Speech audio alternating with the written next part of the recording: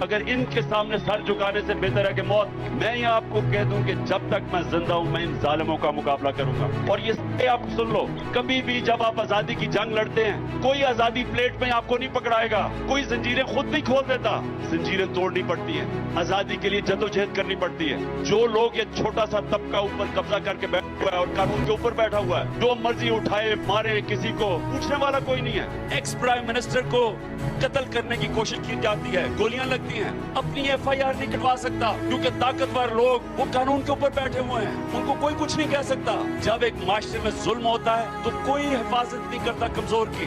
جب تک آپ ان سب کو قانون کے نیچے نہیں لے کے آئیں گے یہ ملک کا کوئی مستقبل نہیں ہے.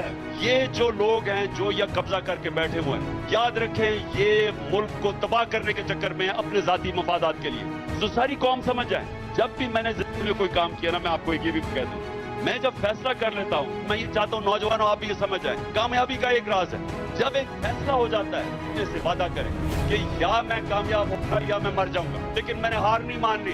یہ زندگی میں جب آپ کریں گے کوئی کسی کو شکست نہیں دے سکتا. یہ میرے کارکنوں, یہ ساری ہمیشہ میری بات یاد رکھنا, کبھی کوئی کامیاب نہیں ہوتا جو آدھا پیر ادھر رکھتا ہے اور آدھا ادھر رکھتا ہے. جب برا وقت آتا ہے تو وہ سوچتا ہے کہ پی ٹی آئی چھوڑ کے کسی اور پارٹی میں چلا جاؤں, اچھا وقت آتا ہے پھر کلا بازی کھا کے واپس آ جاتا ہے. یہ کبھی کامیاب لوگ نہیں ہوتے, یہ لیڈرز نہیں ہوتے. لیڈر وہ ہوتا ہے جو فیصلہ کرتا ہے, جس طرح طارق بن زیاد نے جب ان میں اترا تو کشتیاں جلا دی کہ یا میں کامیاب ہوں گا یا مر جاؤں گا.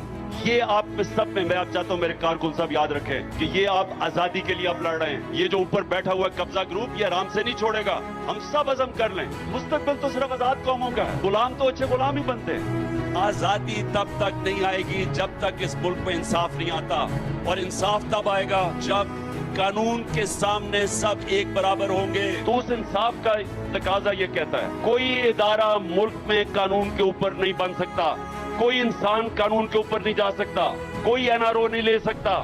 کسی کو اجازت نہیں ہے کہ ویگو ڈالوں میں اٹھا کے لوگوں کے گھروں میں گھس کے لوگوں کو نکالا جائے, پکڑا جائے. کسی کو اجازت نہیں چاہیے کہ لوگوں کو اغوا کر کے لے جائیں. جن معاشروں میں انسانی حقوق کی حفاظت کرتا ہے ان کا انصاف کا نظام, وہاں یہ کبھی ظلم نہیں ہو سکتا.